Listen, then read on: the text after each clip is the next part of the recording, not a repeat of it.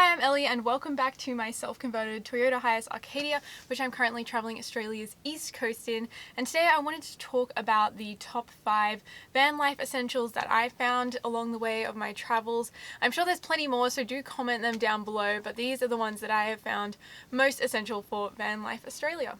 I'm Ellie Wilder and you're watching Wilder in Motion. So the first one is something that may come very obviously to older people, but to someone my age, I didn't even think of it. It was a gift that I got and ended up being a real lifesaver. A map book. Now this one also has where you can camp at in it, so that's really handy to have as well, and I certainly stayed at lots of free camps here, but it does have all of the roads. This one's a couple of years old, but most of the roads are fairly much the same in terms of the major roads that are marked on here. But especially as I was traveling around this kind of inland region, there was no service whatsoever, and there were whole days where I had no service, and the only way that I knew that I was going the right direction was with this book, so this definitely was a lifesaver a couple of times. The second thing is some way to stay cool. The van is basically a big metal box that turns into an oven if you don't have a plan in place when you're traveling in summer. Do have a video about this if you want to check that out. But even something as simple as just a little handheld fan and a roof vent or fan of sorts is totally essential so that you can have security at night but still essentially have a window open. The other thing is my van has aircon, which wouldn't have been a deal breaker for me and I didn't think much of it, but now I'm so glad that it does have aircon, because when you're driving for a long time with the sun coming in through the windscreen, it is a bit of a greenhouse if you don't have a way to cool down.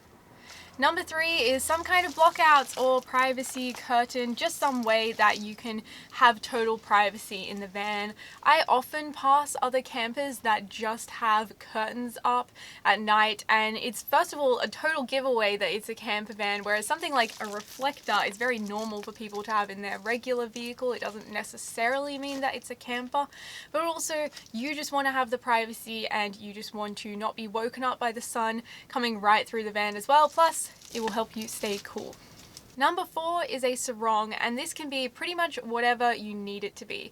So I do not leave the van for any significant period of time without one of these. I bring it bushwalking, day trips, whatever it is, because it can become anything from a sunshade to a blanket, a shawl, an extra towel, a dress, a skirt, whatever I need it to be, it has become, and I'm sure there's way more uses than that, but it certainly has come in handy when I've just needed that extra thing. And the final thing that you do need in a van, even if you don't want it to be your main thing, is somewhere to pee. Even if you plan on going to public toilets or whatever it is, you want to have some kind of backup plan in place just in case. You don't want to get stuck on a long drive in the Australian outback where there's no trees to hide behind. I have seen so many different solutions from a bunch of van lifers on YouTube. It can be as simple or as complicated as you want it to be, but just have some kind of backup plan. Those are my top 5 van life essentials, but please add your own in the comments, especially if you've done van life in a different country, as there might be different things that you need there. This was just a quick little bite-sized video today, but if you want more van life content, then check out my previous videos linked in the description, or for new videos every single Saturday, then make sure you like, subscribe, and I'll see you next time.